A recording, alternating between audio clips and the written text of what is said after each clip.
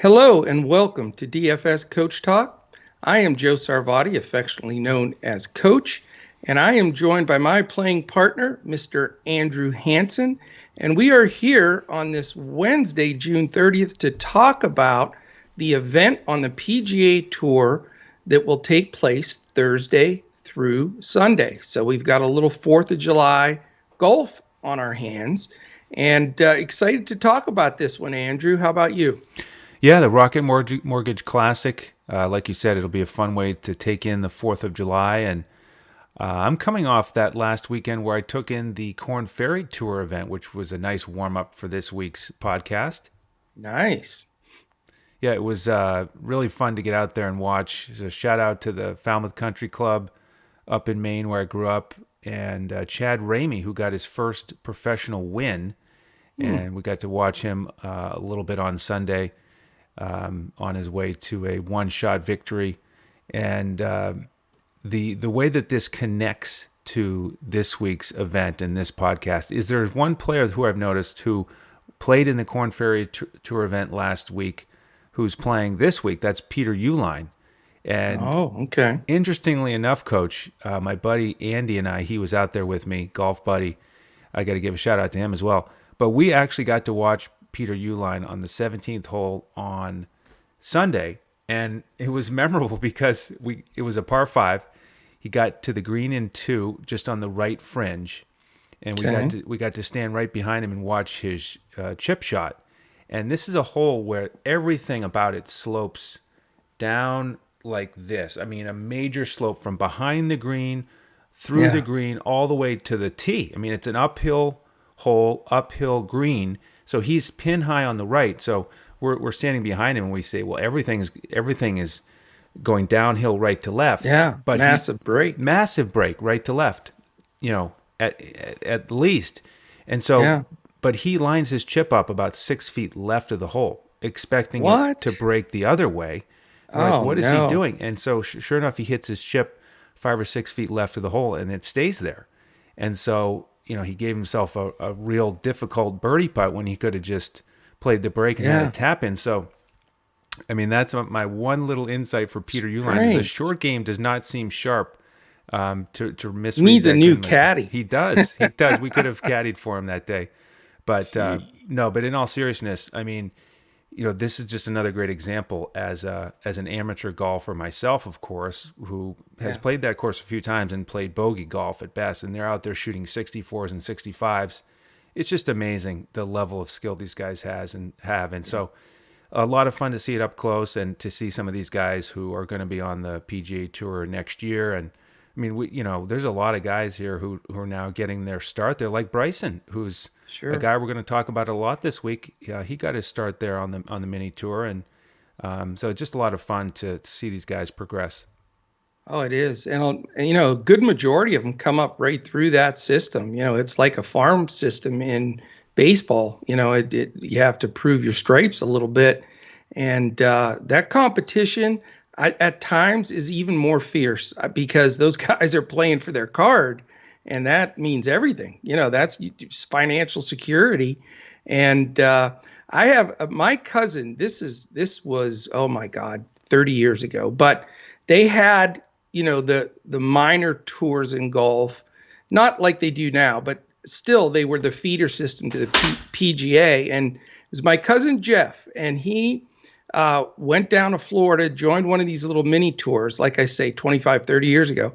But those guys have it tough, man. I remember him saying he ate hot dogs and baked beans basically every Right. day. I mean, there's no money in it. You got to really grind. And then once you make it, then you're good to go because you get sponsorship and everything else. But yeah, those guys that you watched, I admire them. They're fantastic golfers, but yeah, it's no cup of tea until you get to the big dance. That's right. I mean, so close to the PGA Tour, but so far in terms of Yeah. job security, financial security. Yeah, these guys are really putting everything on the line, and they've got to have that strong support system to continue to go through the grind and try to get to the top eventually. No doubt. I mean, think about it. Is there more pressure on a putt to win a tournament at that level when you could get your card Right. and you're going, no dollars in your pockets, to compare to these big studs on the tour. Well, if they make the putt or not, they make 8 million instead of 14 million. Right. I mean, come on. Yeah, there's pressure there for the PGA Tour guys, but yeah, not like the Korn Not like Ferry that. Tour event guys. No, I'm with you. All right, well, let's dive in. Rocket Mortgage Classic, like you mentioned, it's at the Detroit Golf Club, and this is the third season or the third time that they're playing this tournament at this course. So we do have a little history the last 2 years, certainly a small sample size, not like we normally get, but we do have not quite as strong of a field as we've had recently. So it helps narrow it down a little bit. But a couple of facts about this course. It's a par 72, 7,370 on the distance, but not a ton of trouble. And the guys in the last 2 years have absolutely smoked the course. I mean, it takes mid to low 60s, a couple of those to get yourself in position here. Last year's winner was Bryson. He's the defending champ. He was 23 under. And Nate Lashley won the year before at 25 under. So, shooting par is not going to cut it here. It's not even going to get you through to the cut. So we're going to see certainly some low numbers. A couple things I wanted to throw to you, Andrew, and tell me, I know you've done tons of scouting here. What I did is I pulled, because it's just 2 years, I wanted to get a good taste for who's fired up for this course. I pulled the guys that finished T11 or higher in the last 2 years that are playing this week. There are some that aren't playing, but I wanted to get your initial reaction. And I think it's important, so we'll spend a little bit of time on it, because these guys have history here, and there are some repeat names on this list. So just wanted to get your, not in-depth, but just your quick reaction, up, down, or in between on some of these guys. So again, these are T11 and higher finishes in the last 2 years there. And the first guy I think you're going to have some interest in based on last week is Wolf. Right. Oh, man, you went right to Wolf, didn't you? Yeah. I mean, I put him in the GPP lineup last week because he made the cut and did well at the U.S. Open, and, talked a lot about his new lease on life, his new approach to the game mentally. And then, he comes out and goes backwards at the Travelers. But, finishing second here last year, he's one of those guys that's got good feelings about it. He can use that length off the tee to his advantage. So I do like him to bounce back. I think he's worth a shot. He's worth a look. He is more on the expensive side, but worth considering. You know what his hat should say on it? GPP. That would be perfect. Exactly. He'd be the perfect sponsor for that. Because he's terrifying to play in your cash game. Yep. That's for sure. Exactly. All right. How about Kevin Kisner? Kisner finally had a good, solid finish. I made a note of it because he shot a 63 in the final round to tie for fifth. We've talked about how his putting has been inconsistent. Right. But yeah, 8,500, nice mid-tier option on DraftKings, and I love a guy like that who's coming in with a hotter putter. And you think he's going to be, confident coming in too. I like it. Adam Hadwin, the Canadian. Yep. Strong finish. And I wrote him down because his putting, he's in the top 40 in strokes gained putting. So you mentioned the low scores here with the winners, 25 and 23 under, and the cuts, like you said, it's been 5 under both years. Yeah. So you've got to go low. You've got to make birdies. So I looked at strokes gained putting this season and wrote down, guys in the top 40 who are playing this week, and he's one of them. So definitely on my radar. Okay, and here's a guy that I've played a lot through the last season, and he's got 2 top 11 finishes in the last 2 years here. Sepp Straka. Yeah, definitely. I mean, horses for courses, he's like the prime example. Another mid-tier option, only 7,700 on DraftKings. Too cheap, I think. Yep, and another strong finish last week too, top 10. So worth a look. I know. Oh, he's the first guy in for me. I'll just give that away right off the bat. Yeah, I I like it. just love the price. Definitely. All right, here's a guy I often like, but also can throw in that wacky bad round at times is Doc Redman. Yeah, right. He's had second recently, and then barely Yep. makes the cut.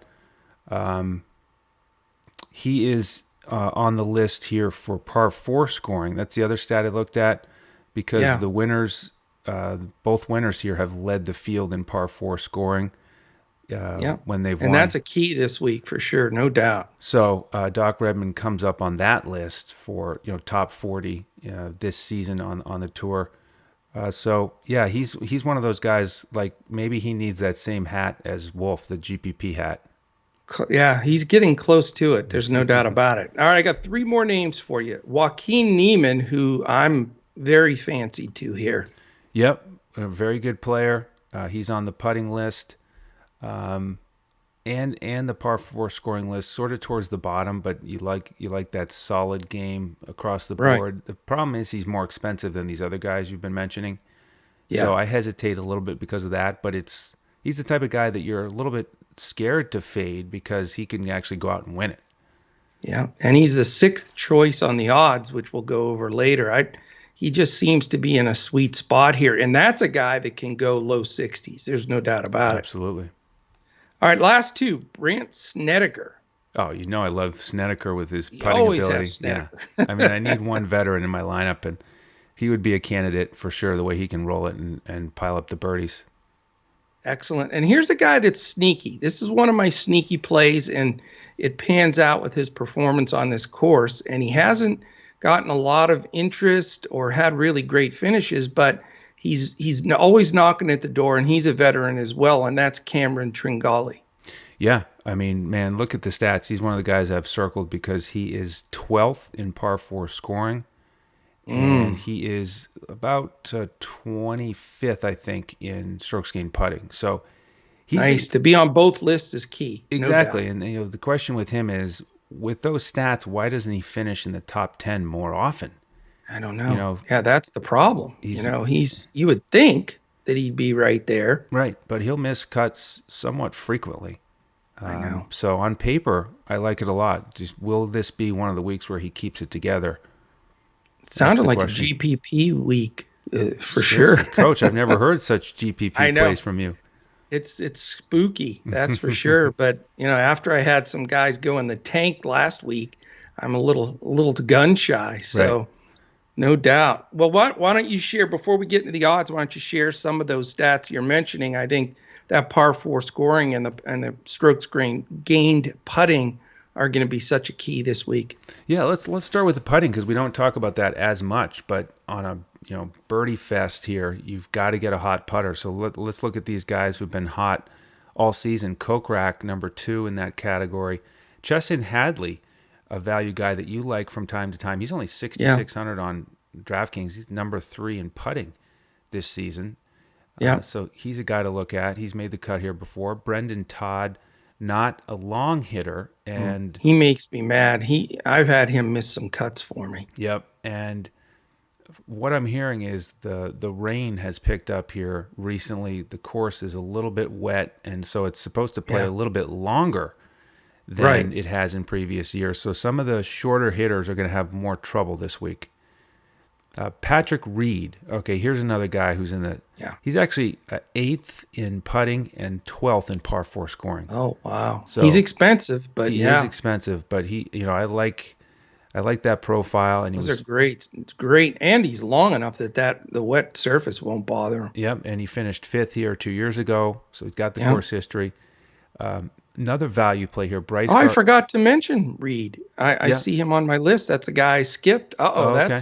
that's an omen. I skipped him off my list. So maybe that's the sneak play that we're talking about here. Could be. Another value guy I got to mention, Bryce Garnett, who is he's only 7,000 on Did you DraftKings. say Kevin Garnett? Yeah, right.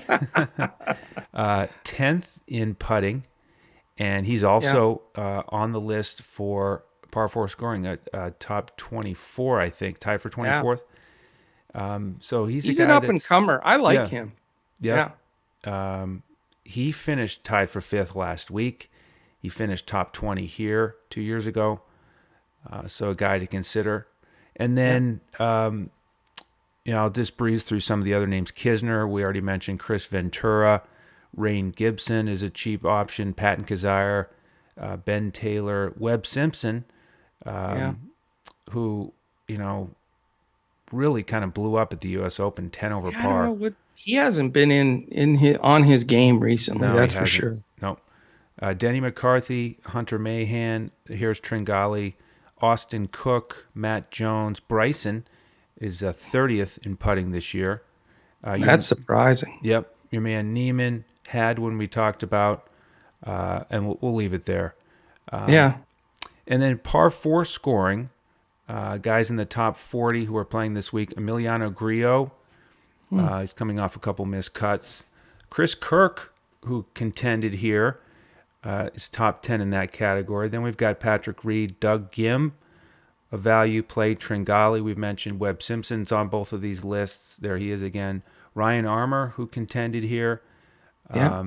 He actually is in the top 40 in putting as well, so he's sort of made for this course, even though he's not a huge hitter.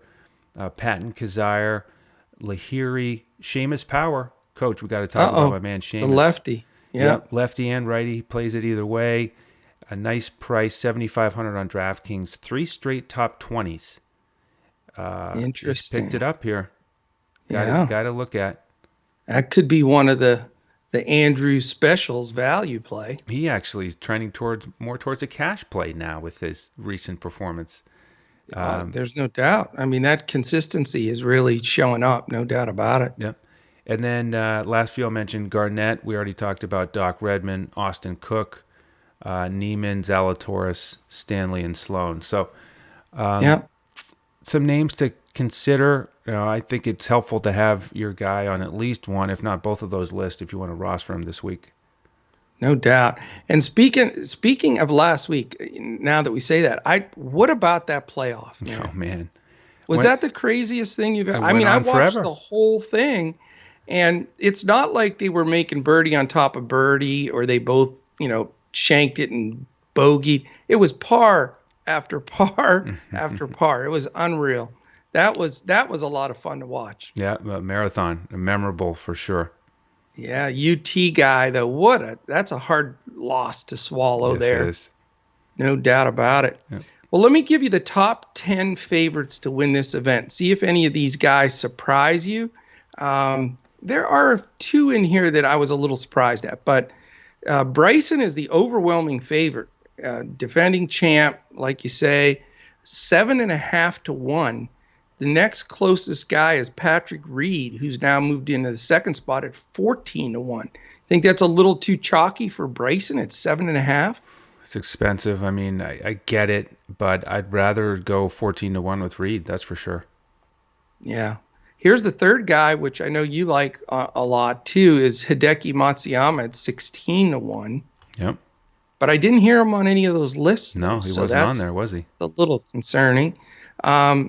The guy that's sort of off his game a little bit that we mentioned, Webb Simpson, still getting a lot of play at 18 to 1. No. And then we have a group of 3 guys at 25 to 1. My man Neiman, then the aforementioned Will Zalatoris, who's always dangerous, seems to have dropped off his game a little bit. And then here's the guy that surprised me that he's this in that top 7, Jason Kokrak. Only 25 to 1. Yep.